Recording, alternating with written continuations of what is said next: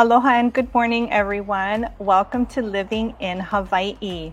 Today, we are going to be discussing the topic of best beaches revealed.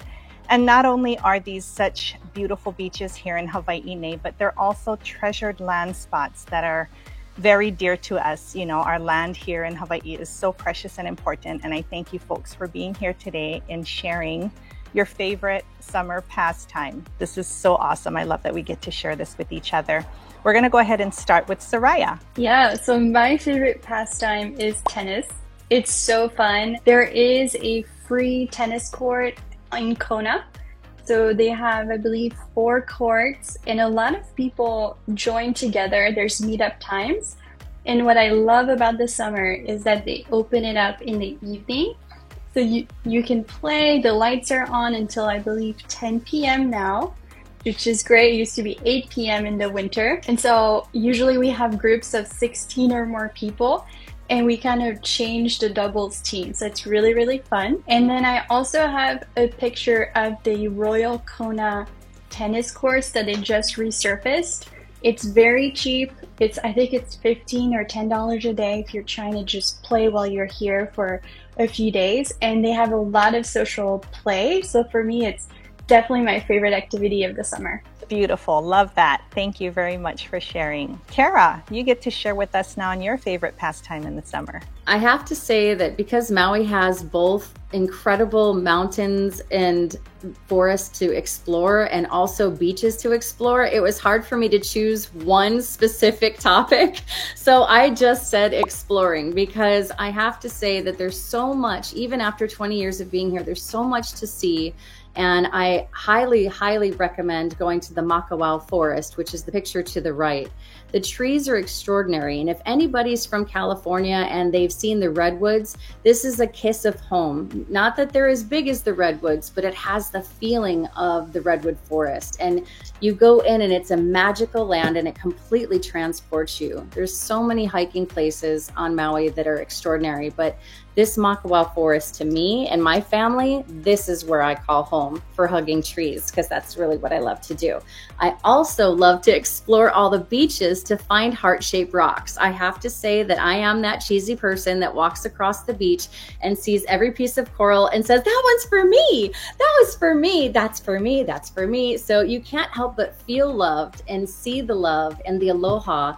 Everywhere you go on every single beach, there's inevitably a piece of coral that's shaped in a perfect heart shape. So there's nothing more that I could impart on you than to go explore Maui, and you will find love and aloha everywhere. That is so beautiful. It makes you just want to go and hug a tree right now and explore all the islands.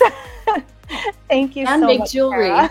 And make jewelry from the items that you see on the beach and in and amongst the trees. So you can do all these wonderful things too. Just don't take coral home. Exactly. Very, very resourceful. You know, as long as we're taking care of the land, you know, which we'll talk about in the latter part, is, you know, being able to utilize all the resources that we have here in Hawaii, but we do need to be responsible and take care of what's given to us as well. Thank you so much for sharing. That was awesome. Kat, go ahead and share with us your favorite summer pastime. Well, Kara, that just makes me want to go out and hug our rainbow eucalyptus trees here. They're beautiful. The bark comes off and it opens up into just all these colors on this tree. And it's like, oh my gosh, it's a rainbow on a tree. Like, ah. And it smells good too. Well, here on Kauai, there's a lot of adventurous activities here. A lot of people surf, do the high impact sports and everything, but me, I'm lazy. I like to snorkel. I like to float. And so snorkeling is one of my favorite summer pastimes. Or it's not even summer, it's all year round here in Hawaii, because we're in Hawaii, really. And so snorkeling and just looking at all the little fishies and just, you know, floating and watching the earth and ocean do its thing is I love that. It just makes me feel like, oh yes, okay, so I am a part of this whole thing, and I'm doing what I need to do to absorb and then to release. So, and being in the ocean is just, it's therapy in itself. So I would just encourage everyone to be able to jump in the ocean. If you're feeling a little way, just jump in the ocean and let the water just take it all out. You know, that's what I love doing. So I'm not like a super sports person, but floating is my sport. I love that, Kat. That is so beautiful, you know, and having the privilege of being here in Hawaii, you know, it's so important to be grounded and connect with connect with the land, connect with the ocean, and being able to just go to the ocean and cleanse, you know, is really what it is. And back in the, you know, Hawaiian days, we would call that, you know, hi'uvai. You know, you go to the ocean and you cleanse, you get revived, you get refreshed and renewed. So yes, thank you so much for sharing that part, you know, of being able to be here in Hawaii. We do have the privilege of just going and cleansing and just resetting, you know, and preparing for the next day. And how much more now can you give back to the land and the ocean, you know, now that you've recharged, you've regrouped yourself, and now you can just give more back, you know, to the community and to the Aina. So thank you. That's beautiful. So for me, my favorite summer pastime, I'm going to take it back to my childhood days, was always family camp. We've always done family camp. This day and age, you see all the kids doing tons of sports, which is beautiful, or on their electronics. We never had that back in the day. And sometimes I want to take it back to old school because we never had cell phones. We had to literally go outside and play till the sun goes down and the lights on the street turn off. And that was just my favorite pastime, was being able to go and camp. The first picture on the left, you'll see this is Kukailimoku, known as baby ponds. And back in the day, we basically grew up there. There were no homes. We had to access the beach through the old airport, as it's still there, by the horseshoe pit and the tennis courts. That's where we used to park and hike into baby ponds, which is Kukailimoku to me. And our family would always camp there. Nobody was there, no homes, no other people. We had the whole beach to ourselves. And I really, really miss that. So that's one of my favorite spots there. And then of course, the middle picture is at Makalavena.